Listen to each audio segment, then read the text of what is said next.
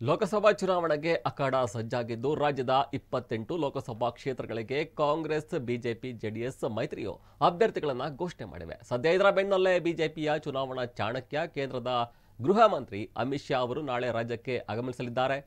ಕೇಂದ್ರ ಗೃಹ ಸಚಿವ ಅಮಿತ್ ಶಾ ಅವರು ನಾಳೆ ರಾತ್ರಿ 11 ಗಂಟೆಗೆ ಬೆಂಗಳೂರಿಗೆ ಬರಲಿದ್ದು, ಏಪ್ರಿಲ್ 2ರ ಬೆಳಿಗ್ಗೆ ಬೆಂಗಳೂರಿನ ಖಾಸಗಿ ಹೋಟೆಲ್ನಲ್ಲಿ 9:30ಕ್ಕೆ ಬಿಜೆಪಿ ಮತ್ತು ಜೆಡಿಎಸ್ ನಾಯಕರ ಜೊತೆ ಬ್ರೇಕ್ಫಾಸ್ಟ್ ಮೀಟಿಂಗ್ ನಡೆಸಲಿದ್ದಾರೆ.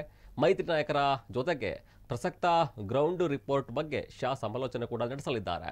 ಮಧ್ಯಾಹ್ನ 12 ಗಂಟೆಗೆ ಬೆಂಗಳೂರು ಉತ್ತರ, ದಕ್ಷಿಣ, ಕೇಂದ್ರ ಹಾಗೂ ಗ್ರಾಮಾಂತರ, ಚಿಕ್ಕಬಳ್ಳಾಪುರ ಲೋಕಸಭಾ ಕ್ಷೇತ್ರಗಳ ಬೂತ್ ಮಟ್ಟದ ಪ್ರಮುಖರ ಜೊತೆ ಸಮಾವೇಶ ಕೂಡ ಕೈಗೊಂಡಿದ್ದಾರೆ. ಇದಾದ ಬಳಿಕ ಮಧ್ಯಾಹ್ನ 3 ಗಂಟೆಗೆ ಖಾಸಗಿ ಹೋಟೆಲ್ನಲ್ಲಿ ದಾವಣಗೆರೆ, ಚಿಕ್ಕಬಳ್ಳಾಪುರ, ಚಿತ್ರದುರ್ಗ, ತುಮಕೂರು ಕ್ಷೇತ್ರಗಳ ಪಕ್ಷದ ಸದಸ್ಯರ ಜೊತೆ ಕೋರ್ ಮೀಟಿಂಗ್ ಸಭೆ ಕೂಡ ನಡೆಸ್ತಾರೆ.